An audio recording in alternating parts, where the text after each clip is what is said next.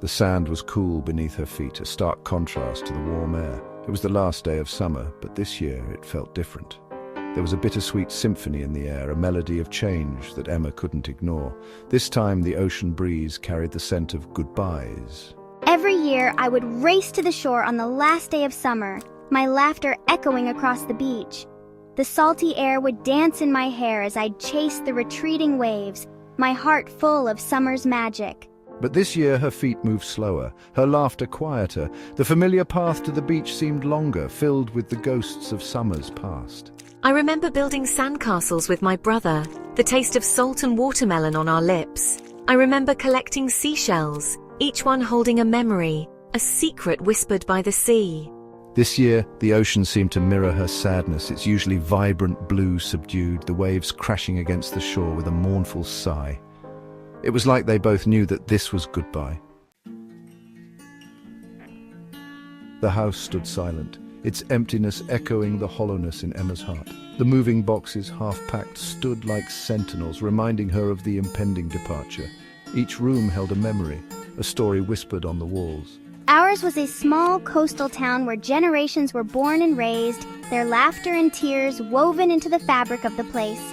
My family had lived in our little blue house by the beach for as long as I could remember. She ran her hand along the worn banister, remembering the countless times she had slid down its polished wood. The kitchen, usually filled with the aroma of her mother's baking, smelled of dust and goodbyes. Emma walked into her room, her sanctuary. The walls, once adorned with pictures and posters, were bare. Her bookshelf, usually overflowing with stories, stood half empty, the remaining books like orphaned friends.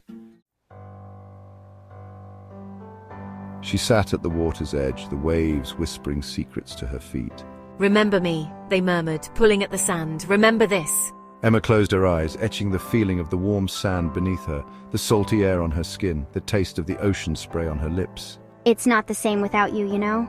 She whispered, her voice laced with a sadness she couldn't hide. The ocean seemed to sigh in response, the waves crashing against the shore with renewed force. A shadow fell across the sand and Emma opened her eyes to see her brother, Liam, standing beside her. He didn't say anything but sat down beside her, his presence a comforting weight. Liam understood. He always had. They sat together in silence, their shared history a silent conversation between them. They remembered the sandcastle competitions, the endless games of tag on the beach, the shared ice creams on hot summer days. This beach, this ocean, held all their childhood dreams.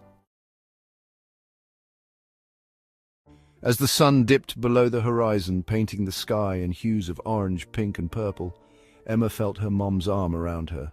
It's beautiful, isn't it? Just like every ending leads to a new beginning, every sunset brings a new dawn. The sky was ablaze with colours, a final act of brilliance before the darkness descended. And for the first time, Emma saw it not just as an ending, but as a transformation. The sun wasn't disappearing, it was simply going to shine its light on another part of the world. She took a deep breath, the salty air filling her lungs. The ocean stretched out before her, vast and endless, a reminder that life too was full of possibilities.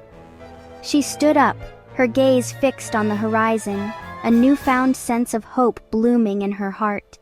The waves crashed against the shore, their rhythm steady and reassuring, and as the last rays of the sun faded away, leaving a trail of stardust in their wake, Emma smiled.